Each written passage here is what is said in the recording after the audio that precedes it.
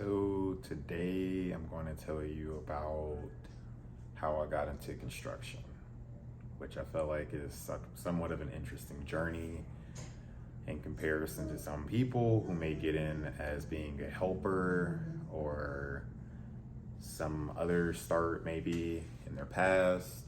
I got into it through going through the Airforce, and the way that happened is I joined the DEP program, delayed entry program, thinking that I was going to be a meteorologist. And I thought that for months. So I started researching and thinking about it until I got the news that I was going to go into construction.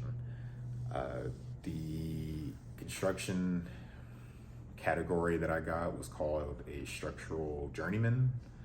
And they deal with construction of pretty much any means other than plumbing and electrical work, basically. It was very interesting. Got through basic training, got into the tech school, and this was in Gulfport, Mississippi, where I went to, and that is the same base that the Seabees, which are the construction guys for the Navy, the same base that they actually operate out of and train at. And so they were some of our instructors. They were also other Army guys who were our instructors. And we also trained with Army and Navy, us being the Air Force, throughout that time. And I was there for around 6 months. The Navy and the Army, I think, were around 2 months, maybe a little bit more of time that they spent there.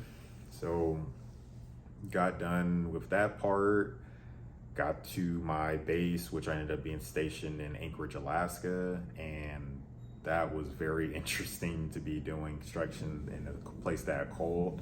One of the things that you'll learn if you're there is that the snow puts a lot of load onto roofs in that area, and there's a lot of leaks and damages that are caused to roofs out there. So that was one of the things that I was doing a lot of. But when I first got there, I was doing a lot of sweeping.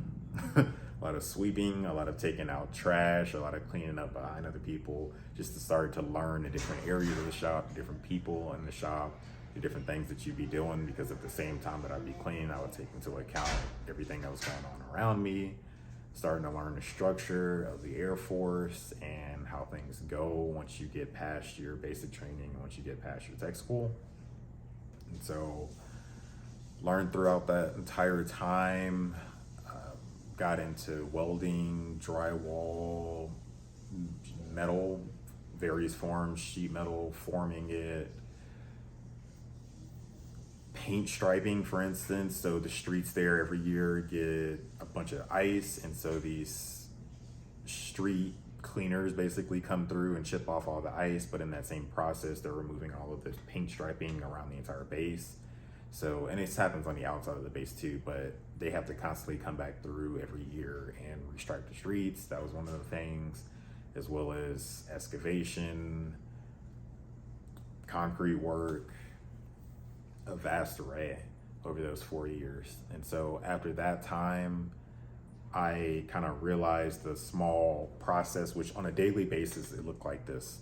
So you would have a small team, maybe 3 or 4 guys that would go out, look at something based on a work order around base that was needed to be repaired.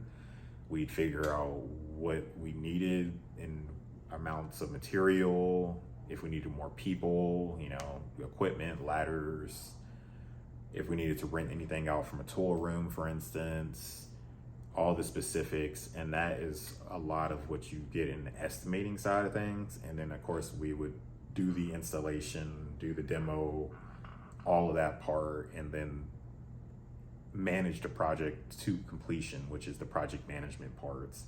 And those are the 2 parts that I took out of the Air Force into the civilian world, which is what I've been doing for the past 5 years. I've been estimating as well as project managing.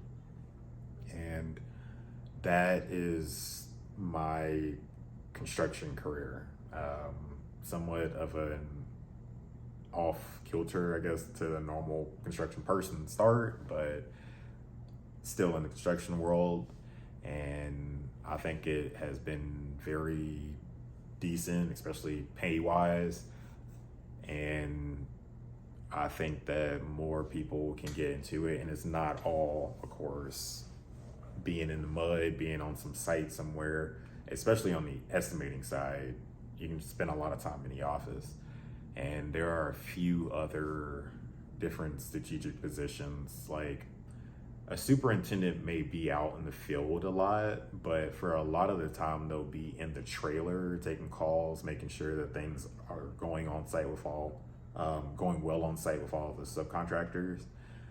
Project managers can be somewhat of the same. I've seen them either in between their cars or in between some on-site office, and then also in office in the like main headquarters that you can call it, and a few other positions that aren't necessarily just hard work every day, all day.